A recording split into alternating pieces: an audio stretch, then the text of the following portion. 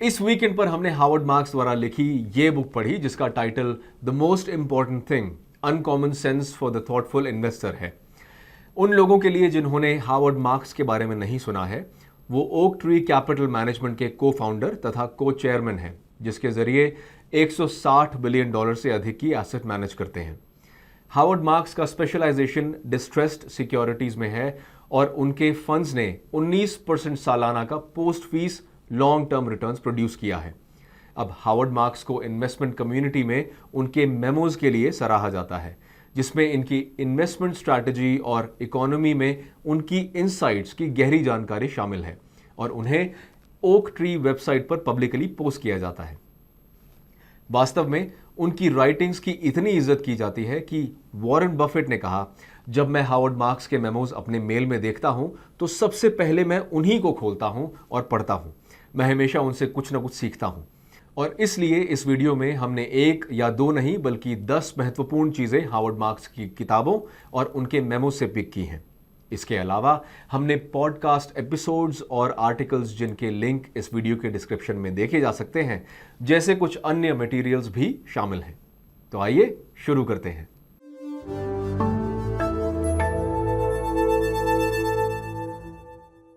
Howard marks ने intellectual humility के महत्व पर जोर दिया है, जो केवल इतना अवेयरनेस भर है कि किसी के भी नॉलेज की कुछ सीमाएं हैं। हाल ही में कोविड से जुड़ा संकट एक ऐसा ही उदाहरण है जिसमें लाखों इन्वेस्टर्स बीमारी के अकरेंसेस और रीअकरेंस के बारे में भविष्यवाणी करने की कोशिश करते रहे हैं, जबकि वो इसके बारे में कुछ भी नहीं जानते।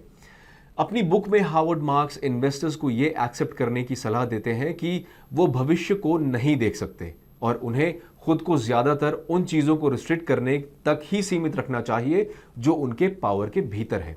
वास्तव में एक चॉइस जो इन्वेस्टर कंट्रोलेबली और इंटरमीडिएट में कर सकते हैं, वो ये तय करना है कि वो एग्रेसिव बनना चाहते हैं या डिफेंसिव। आप देख सकते हैं कि ये चॉइस पूरी तरह से इन्वेस्टर के कंट्रोल में है और उसके फॉलोअप में ये फैसले शामिल हो सकते हैं कि आप इक्विटी, डेट, गोल्ड आदि के लिए पोर्टफोलियो वेट किस प्रकार असाइन करना चाहते हैं, आपका रिस्क टॉलरेंस लेवल कितना है, आपके लक्ष्य क्या हैं आदि।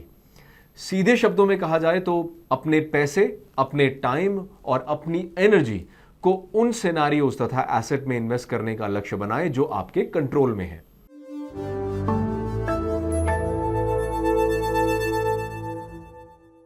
पॉइंट ब्लैंक मार्केट को फॉलो करने से आउट परफॉर्मेंस नहीं होता और यही वजह है कि हावर्ड मार्क्स ने बार बार कहा है कि बेहतर इन्वेस्टमेंट रिटर्न जनरेट करने के लिए आपको भीड़ से अलग खड़ा होना होगा।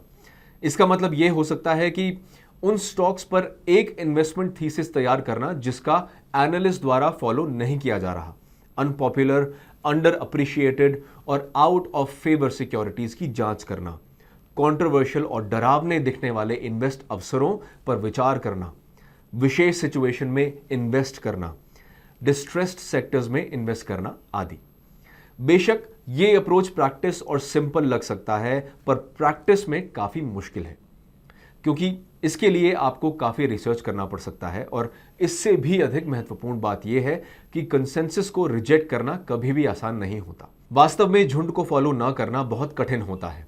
इसके अलावा हावर्ड मार्क्स ने इस पर भी जोर दिया है कि केवल एक एड हॉक कंट्रेरियन बनना कोई सफल स्ट्रैटेजी नहीं है और इस वजह से डिफरेंट होना ही काफी नहीं है, बल्कि सही होना और भी ज्यादा महत्वपूर्ण है।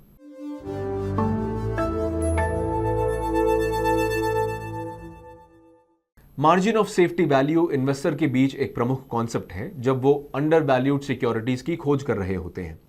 इस टर्म और कॉन्सेप्ट को बेंजामिन ग्राहम ने अपनी बुक द इंटेलिजेंट इन्वेस्टर में इंट्रोड्यूस किया था और ये किसी बिजनेस के रियल या फंडामेंटल वैल्यू तथा इसके लिए अदा की जाने वाली कीमत के बीच के अंतर को क्वांटिफाई करता है। सरल शब्दों में कहें तो किसी वैल्यू इन्वेस्टर या किसी भी इन्वेस्टर का टारगेट बिजनेस के रियल वैल्यू की तुलना में काफी कम पे का होना चाहिए। इससे वो अपने मार्जिन ऑफ सेफ्टी को बढ़ा सकता है। अब हावर्ड मार्क्स इसके पक्ष में थे और उन्होंने जोर दिया कि किसी इन्वेस्टमेंट की ओर किसी इन्वेस्टर का कॉन्फिडेंस मार्जिन ऑफ सेफ्टी के अनुरूप होना चाहिए।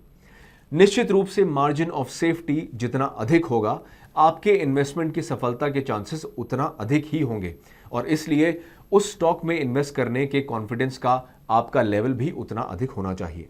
हार्वर्ड मार्क्स का यह भी कहना था कि फाइनेंशियल तथा प्राइसेस के अलावा मार्जिन ऑफ सेफ्टी को डिफाइन करते समय आपको कंपनी तथा उस इंडस्ट्री की स्टेबिलिटी तथा अंडरलाइंग प्रिडिक्टेबिलिटी को भी डिटरमिन करना चाहिए जिसमें वो ऑपरेट करते हैं।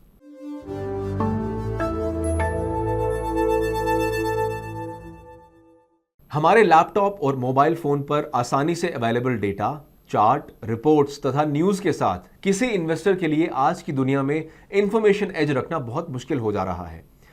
यहीं पर हार्वर्ड मार्क्स रिकमेंड करते हैं कि सीरियस इन्वेस्टर्स को इन्वेस्टमेंट एज अर्थात क्वालिटेटिव तथा स्ट्रक्चरल फैक्टर्स की बेहतर समझ के साथ अपने इन्वेस्टमेंट को बेस करना चाहिए। इनमें कुछ इस प्रकार की चीजें शामिल हैं जैसे कि बिजनेस मॉडल की अधिक अपडेटेड कॉम्प्रिहेंशन या इंटैंजिबल एसेट की बेहतर समझ या कंपनी के पास उपलब्ध टैलेंट के लिहाज से workforce knowledge, changing consumer pattern जिन्हें स्ट्रक्चरल नजेस के साथ चेंज किया जा सकता है या टेक्नोलॉजिकल डिस्ट्रप्शंस आदि। हार्वर्ड मार्क्स का मानना है कि इन्वेस्टमेंट एज ही किसी इन्वेस्टर की सफलता को डिटरमिन करेगा और इसके लिए ऐसे सब्जेक्ट में और अधिक स्पेशलाइजेशन की जरूरत है जो नंबर से बियॉन्ड यानी परे है। इसी के साथ साथ हार्वर्ड मार्क्स का यह भी मानना और कहना भी है कि तेजी से हो रहे टेक्नोलॉजिकल चेंजेस से कॉम्पिटिटिव एडवांटेज में खासकर ट्रेडिशनल मोड्स में बहुत कमी आ रही है।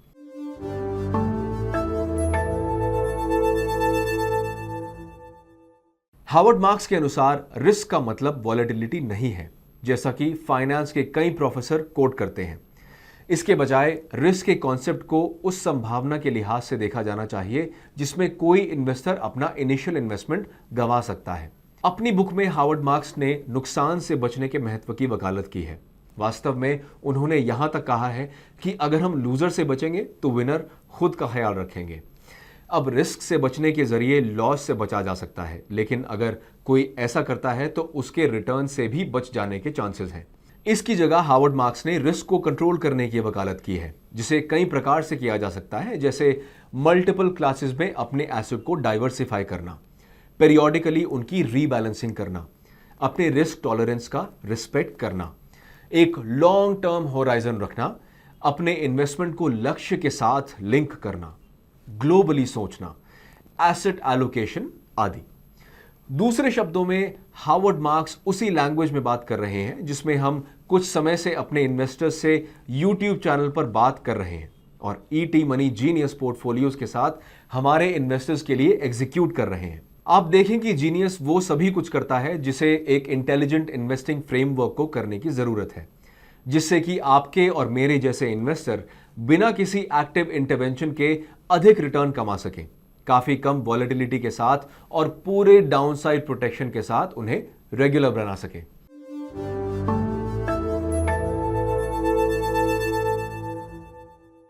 ज्यादातर इन्वेस्टर्स के लिए उनके पोर्टफोलियो में नुकसान एक बुरा आउटकम है और इसे समझा जा सकता है, लेकिन हार्वर्ड मार्क्स हमें एनकरेज करते हैं कि किसी बुरे आउटकम की संभावना के लिहाज से सोचें और इन्वेस्ट करें।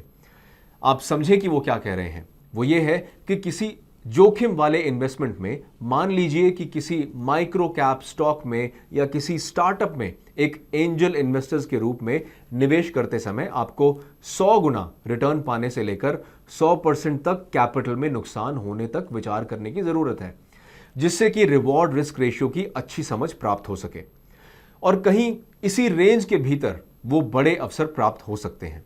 उदाहरण के लिए, जब हर कोई मानता है कि कुछ रिस्की है तो खरीदने की उनकी अनविलिंगनेस कभी कभी उस सीमा तक इसकी प्राइस में कमी ला सकता है जहां यह बिल्कुल भी रिस्की नहीं रह जाता।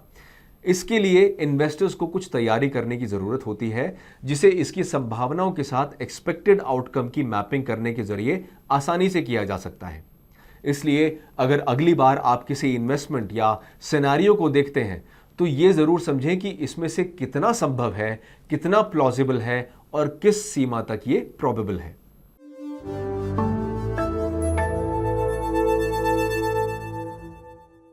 हार्वर्ड मार्क्स का मानना है कि इन्वेस्टर्स के मूड से लेकर स्टॉक मार्केट के क्रैश होने तक सारा कुछ साइकिल्स से गवर्न होता है। वास्तव में उन्होंने इस विषय पर मास्टरिंग द मार्केट साइकिल नाम एक वेब सेलिंग किताब भी लिखी है, जिसमें उन्होंने 2 नियम सामने रखे हैं। पहला नियम यह है कि अधिकांश चीजें साइक्लिकल साबित होंगी, और दूसरा नियम यह है कि कुछ ग्रेटेस्ट यानी महानतम अवसर खुद सामने आ जाते हैं जब लोग पहले नियम को भूल जाते हैं, और जो वो कहते हैं उसमें काफी सच्चाई है। आखिरकार हम अक्सर देखते हैं कि इन्वेस्टर कंपनीज को ओवर वैल्यू करते हैं जब वो अच्छा कर रही होती हैं, और अंडर वैल्यू करते हैं जब उनके लिए चीजें मुश्किल हो जाती हैं। मतलब यह है कि फाइनेंशियल मार्केट अति उत्साह और डिप्रेशन के बीच पेंडुलम की तरह स्विंग होते रहते हैं। पॉजिटिव डेवलपमेंट पर सेलिब्रेशन और नेगेटिव को लेकर ऑब्सेस होने से कुछ ही दिनों में वही सिक्योरिटीज ओवरप्राइस्ड और अंडरप्राइस्ड हो जाती हैं। हार्वर्ड मार्क्स का मानना है कि इस ट्रांजिएंट नेचर को अप्रिशिएट किया जाना चाहिए और डिलिजेंट तथा एक्सपीरियंस्ड इन्वेस्टर्स को इन साइकिल से लाभ उठाना चाहिए।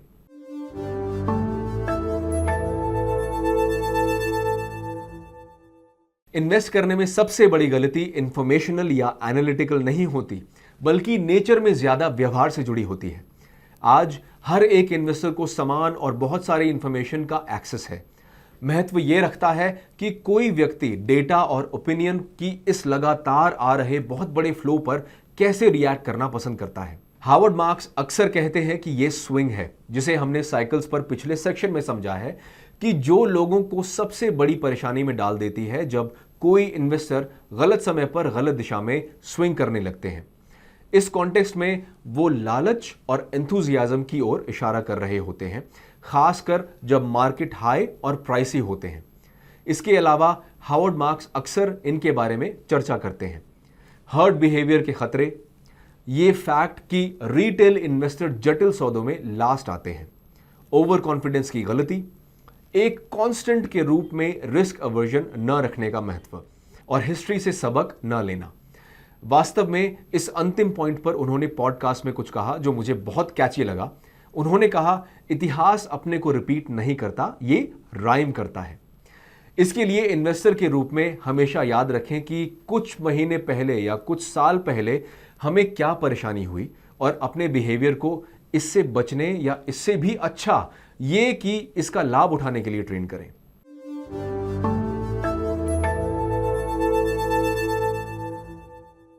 कभी कभार ऐसा हो सकता है कि कोई भी एक इम्प्रॉबेबल तथा अनसर्टन आउटकम पर एक सफल दांव लगा दे। अब एक फेवरेबल आउटकम हमें एक जीनियस की तरह दिखा सकता है, और ऐसा अक्सर होता है कि केवल अधिक सुपीरियर और सीजन्ड इन्वेस्टर ही होता है जो ये मानता है कि एंड रिजल्ट का स्किल से कोई लेना देना नहीं है, और ये वास्तव में लक यानी भाग्य की बात है। हार्वर्ड मार्क्स 2014 के अपने मेमो में लक के महत्व को स्वीकार करते हैं और कहते हैं कि यहां तक कि सबसे ज्यादा कड़ी मेहनत करने वाला और सबसे अच्छा फैसला करने वाला भी बिना लक के लगातार सक्सीड नहीं कर सकते। इन्वेस्टिंग के लिए स्पेसिफिक हार्वर्ड मार्क्स का मानना है कि किसी इन्वेस्टर के भविष्य की घटनाओं के मटेरियलाइज होने के लिए लक की कुछ मात्रा की जरूरत होती ही है, और चूंकि हर बार इसे ठीक करना असंभव है, लकी होने के अपने चांस को इंप्रूव करने की उनकी strategy spin off, CEO changes तथा पोस्ट बैंक्रप्सी रीऑर्गेनाइजेशंस जैसे कम क्राउडेड और इनएफिशिएंटली प्राइस डेवलपमेंट्स में इन्वेस्ट करने के अवसरों की तलाश करने की जरूरत है।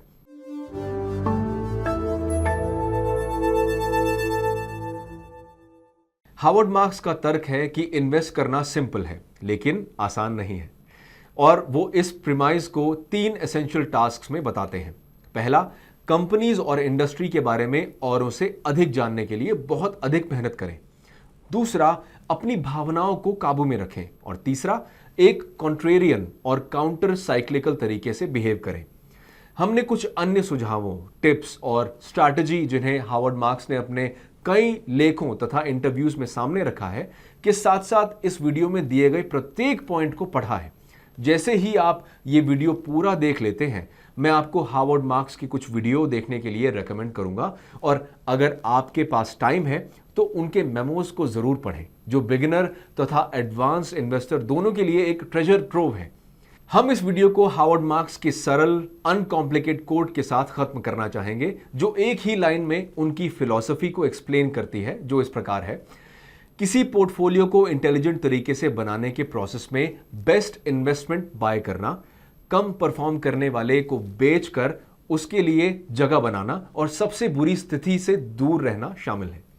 निश्चित रूप से इस कोट में ईटी मनी जीनियस के शेड्स हैं। इसलिए अगर आपने अभी तक हमारी इंटेलिजेंट इन्वेस्टिंग सर्विस का लाभ नहीं उठाया है तो इसे ईटी मनी ऐप पर आजमाएं और उन हजारों सब्सक्राइबर्स को ज्वाइन करें जो इस सर्विस का यूज कर रहे हैं। समय निकालने के लिए आपको धन्यवाद। लाइक बटन को जरूर दबाएं, इस चैनल को सब्सक्राइब करें, इस वीडियो को अपने दोस्तों और फैमिली के साथ जरूर शेयर करें और मैं आपसे अगले सप्ताह एक और इंसाइटफुल टॉपिक के साथ मिलने की उम्मीद करता हूं। Mutual fund investments are subject to market risks. Read all scheme related documents carefully.